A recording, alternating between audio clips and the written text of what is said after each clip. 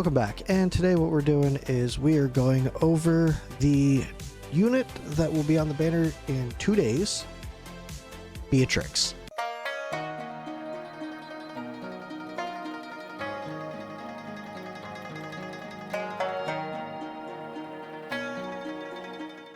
The first thing I'm going to do with this unit is I'm going to go over her kit. The next video will probably be a should you summon, and that is a very tricky question. So yeah, we'll go over that in the next video, but for this video, let's look at Beatrix. Let's go over her look. She looks she looks similar to Morgan. I wonder, like, let's see. She's got the same aesthetic as Morgan. Let's see, where is she again? Oh, she's not in the pool yet. Yeah, actually, I am curious. Well, the Aeon is talking about her. Beatrix, anything about Morgan in here? I don't see anything off the top of my head. She's definitely giving off Morgan vibes. She looks very cool. I will say that much. She isn't the best unit in the world from what I understand. I haven't looked over her kit yet. That's what we're doing in this video. But yeah, I mean, she looks interesting. She looks cool at the very least. So let's look at her attributes. And her attributes are 10,000 HP, 50 attack. I mean, not bad. Let's see. How does she compare to Comet? Max stats. She's about 500 attack less than Comet. I bet you that would be a huge difference for her. That 500 attack, 600 attack, pretty much. She is a summon damage escalation unit. Okay, interesting. She's got a very interesting range. She's got the Cratch range. So hopefully she doesn't take after him with his ability. So let's go over her talent here. When an enemy dies in range, summons one Dream Eater. This has a cooldown of 15 seconds. When Dream Eater explodes, Beatrix restores 2% rage. Alright, so what is Dream Eater? Oh boy. It is a novel, that's what it is. Inherits 100% of the master's attributes and assists the master in attacking enemies in range. Each attack deals 40% AoE magic damage to up to 5 enemies. And the Dream Eater exists for 18 seconds. So at most, you can have 2 at a time, according to her talent alone. That's what I'm seeing here. And explodes upon expiration, dealing 100% AoE magic damage to up to 5 enemies. Up to 4 Dream Eaters can exist simultaneously. Alright, so interesting. She really needs enemies to be dying, according to her talent, to be really good. And then she needs like a group of like one enemy to die every 15 seconds, but there to be more enemies hitting. That's a little odd. Let's look at the rest of her kit. So her basic goes up to 120% AoE magic damage. Solid. I mean, up to 5 enemies. It's pretty decent damage. Her ultimate, Soul Feast, starts, or you can do it at 1000 rage, starts at 700, lasts 20 seconds, can go down to 900 rage and gain 15% attack or damage off of skill ups. Summons 2 Dream Eaters during the ultimate. Damage increases of both Beatrix and her summons by 20% and reduces the cooldown of the talent by 5 seconds. Okay, so that makes it so she can summon one every 10 seconds. And they last 18 seconds. She summons 2. Yeah, so she could have a couple explode all at once. This is, but pretty much the way that you got to look at this is it's a damage increase for her and guaranteed 2 Dream Eaters. So she's doing more damage with her ult. I could see her putting out some pretty good damage with this. From what I understand, Comet is still much, much better than her. But yeah. So her first talent, her first passive, Nightmare Curse. The basic attack of the hero and Dream Eater has a 20% chance of inflicting slow on enemies. That goes up to a potential 30% with a up to 50% slow with skill ups, and it lasts up to 2 seconds with skill ups. I could see this being good if she can get a number of Dream Eaters out. This has a very high chance of slowing, and cultists in general, when they have a lord with them, they have increased damage to CC'd enemies. So this would increase her damage as long as she has a lord. Passive number 2, when an ally summon spawns on the battlefield, increases the hero's attack by 1%, stacking up to 5 times. And this goes up to 10 times. So she can get an increase of 10% attack. This feels pointless. This is a post-deployment attack percentage at the very least, but Tear of Twilight does more than this.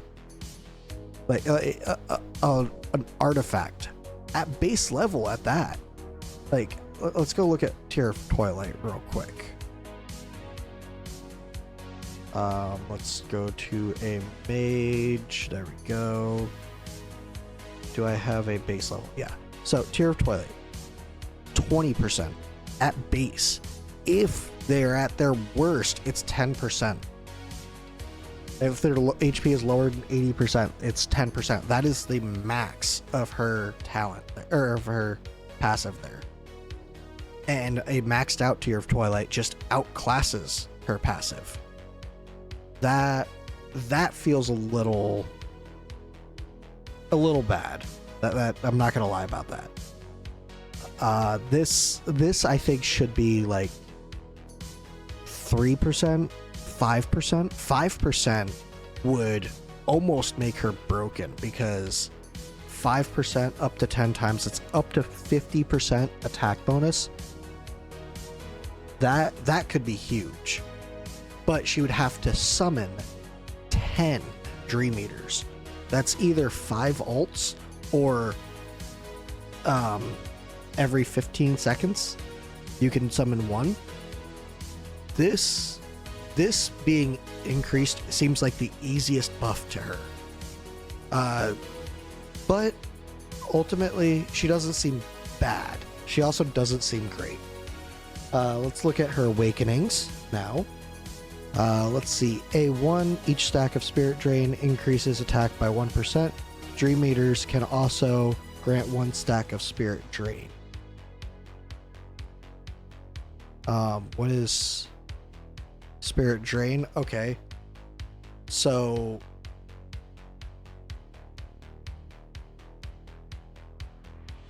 what? This doesn't make sense to me. When an ally summon spawns on the battlefield. Okay, so this doesn't have to be her summons. Any allied summon that come onto the battlefield this affects with. Okay, so that's a little bit better, but still her and Xeris would probably pair very well together because of this. But this doesn't seem worth it. And cool, the Dream Eater's death can also grant 1 stack. Cool, it stacks up a little bit faster.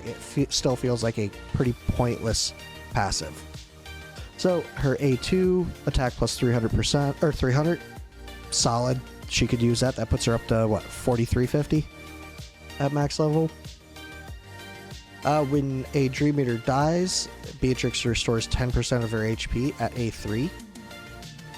Okay, cool. Most mages aren't getting hit a whole lot, and most of them stay within healing range. If she needs to be outside of healing range for some reason, sure, this could be handy, but that also doesn't feel great. I pull 4 legendaries just for her to have a little bit of self-sustain. 4 of a single legendary to have for a unit to have some self-sustain. That feels a little bad. A4 cost -3, but she's a 22, so she goes down to 19. Cool, I guess. And A5. This had better be good. Otherwise, she's looking to be a very disappointing unit, especially for how good she looks. Increases the number of Dream Eaters summoned by the ultimate by 1. When the talent is triggered, there is a 25% chance to summon 2 Dream Eaters. Okay, great, but she could still only have 4 at a time. So, yeah, she summons 3 on her ult with A5.